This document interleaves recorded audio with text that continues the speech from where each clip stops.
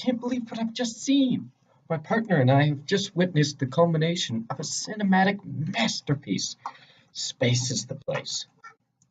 He has placed together a story of his message by putting together the musical ingenuity of the African American culture and his real life mystical demeanor, which could not have been better represented in the story. You are absolutely right, my friend. This film has lived up to all possible expectations set by Jim Newman and John Coney of the avant-garde music industry of the time. These new and experimental ideas favored time jumps, odd logical thinking, and mystical games deciding the fate of a culture and the resulting Earth.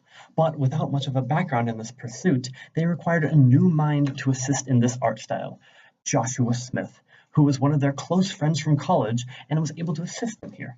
And that is the reason this production includes such pimped out characters and scantily clad women, especially in the bar scenes. Those women. But wait, Jake, that can be misleading. Space is the Place actually has two separate films. One more abridged version of the story is composed with the will of Sun Ra. Depending upon which film that you watch, the outcome might be entirely different. This is one of the few things that detracted from the capability of the story. While there is a constant theme of lack of knowledge, the skipping of scenes into confusing, misleading timelines actually brings more value to the mystic impression that Sun Ra is intending to impart on his audience. With the shorter abridged version, though made by Sun Ra, it almost appears to lose the value that he wanted to teach. Ethan, I never saw it that way. Additionally, this was, at the time, relevant to his views upon the Nationalist Party, the Black Panthers. While not really believing that their intentions were pointless, he did not actively participate in their group's activities and protests. It wasn't that he thought that they had anything wrong or that they were representing their ideas incorrectly. He just did not see the point in following along with their programs and pursued true release through the use of music and technology to liberate the masses of people under oppression. Another unique aspect about Space is the Place is the music. Sun Ra used his own unique orchestra, that's right, orchestra, to make music that is solely for the scenes that he uses them for in the movie. And while, yes, he does show them in a pretty good soundtrack, they are still unique, which is something that is a stark contrast to many of the songs and music that is used in current day films. And now I am here to talk to you about the costumes portrayed in Sun Ra's Space is the Place.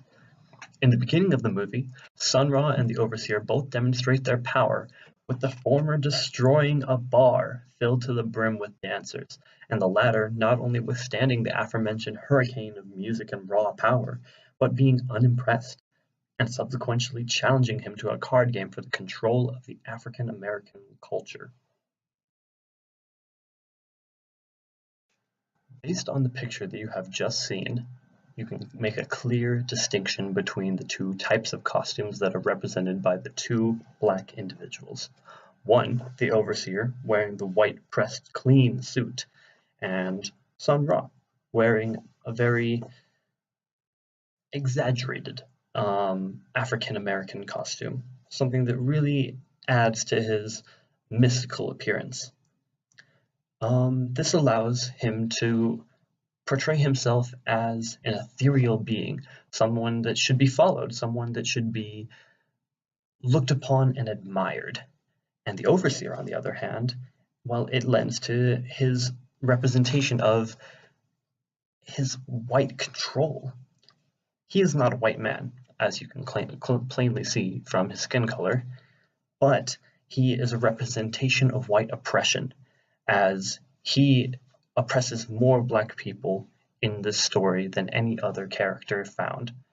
And that is the true symbolism of how the black people have been used in the entertainment industry and media, whose adaptations have been used as comic relief by the white man. Talk about how the fate of the African American culture is decided using a card game. The spaceship that you have just seen is called Judgment. It is Sun Ra's vessel for which he will transport the African American people off of Earth. And as you can see, he is standing in the middle coming out of the doors and is representative of a deity. He is so mythical and so powerful that he is literally the embodiment of this Judgment Day, as we will soon talk about.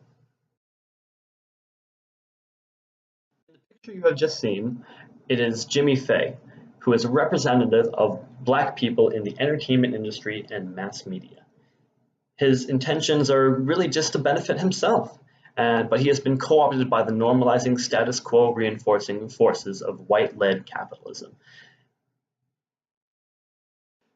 Jimmy Fay is a perfect example of the type of person that Sun Ra wants to set free.